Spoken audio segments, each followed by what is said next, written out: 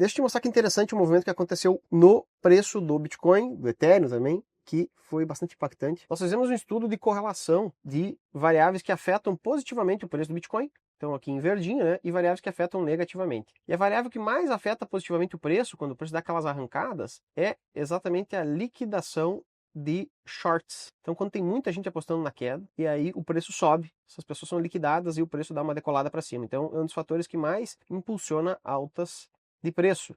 E do ponto de vista negativo, ele é a segunda principal variável.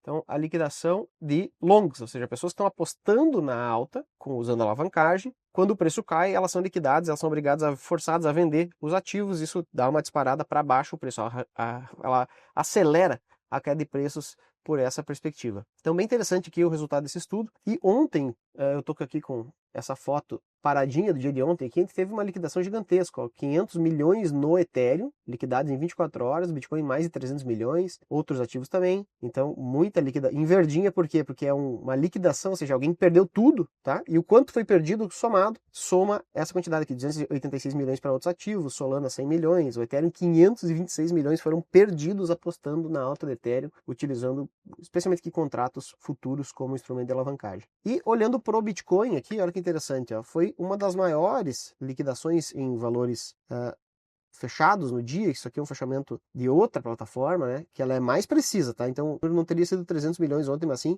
184 milhões de dólares entre várias corretoras. Então essa aqui é a quantidade de dinheiro que foi perdido ontem usando a alavancagem. É para ver que é um número alto, ó, comparável a outros momentos do passado, mas isso aqui não quer dizer nada, nem que o preço vai subir, nem que vai cair. É simplesmente um fator descritivo de uma coisa que já aconteceu. O que mais que é interessante mostrar para vocês? Ó, em termos de quanto os apostadores na alta estão perdendo dinheiro, ó, não foi um dos maiores eventos da história nem nada do tipo. Aqui foi, né, muito pouco tempo atrás, quando o preço caiu da máxima de 123 aqui para 108 mil dólares. Aqui teve muita perda de dinheiro aqui, realmente. Foi 73% de quem perdeu dinheiro foram apostadores, né, para cima. Então, de novo, isso aqui eu estou falando da alavancagem. Quanto mais alto o valor, mais quem está apostando na alta está perdendo dinheiro.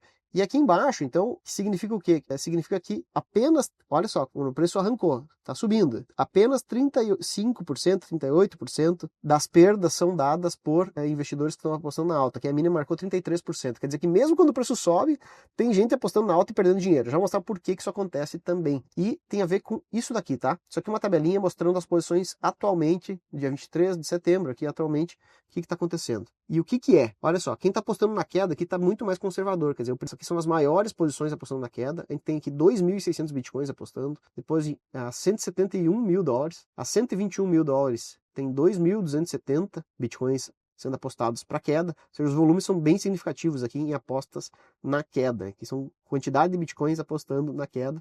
Esse aqui é o valor apostado de verdade, tá? Então tem 30 milhões de dólares aqui, 12 milhões de dólares, 11 milhões de dólares, 4 milhões de dólares. Só que esse valor, como ele está alavancado, ele representa, né?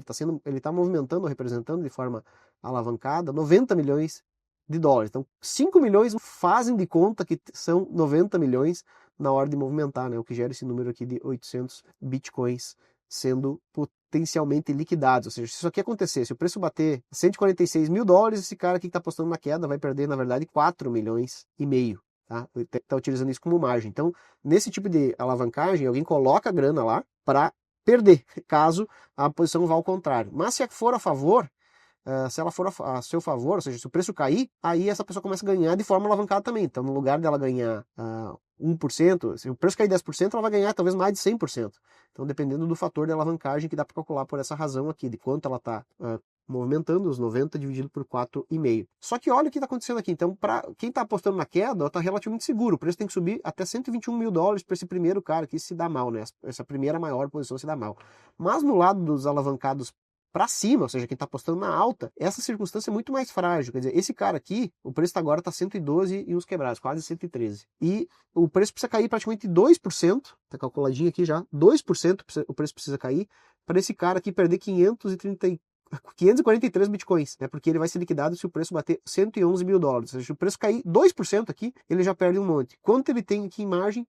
1,5 milhão de dólares. Ele está tão alavancado que ele está movimentando 61 milhões de dólares. É um fator de alavancagem muito mais alto E isso aqui que é muito perigoso, isso aqui atrai a atenção de muitas pessoas na internet. Então, olha só, 109, 104, 105, são patamares assim que vão combinar, ó, uma queda de 10% não é nada impossível no Bitcoin. E todo esse Bitcoin aqui pressionaria para vendas caso isso aconteça, caso o preço caia um pouquinho aí, menos de 10%, 1.000 Bitcoins, 900 Bitcoins, 753, e é isso que gera esse fator aqui de quando o preço cai, né, ele é potencializado por esse fator de alavancagem. Por que essa informação não é tão útil assim? Porque ela é útil porque você pode acompanhar como é que está o grau de alavancagem, no caso está muito mais perigoso para o preço cair aqui por essa ótica, né, do que o preço subir, porque se o preço subir, para ele ter uma arrancada desse tipo aqui, ele tem que subir bastante, ele tem que passar de 120 mil dólares, e por outro lado, você tem o fator que é muitas pessoas, então tem mais gente apostando de forma perigosa na alta, mas ao mesmo tempo você só descobre, o preço só é potencializado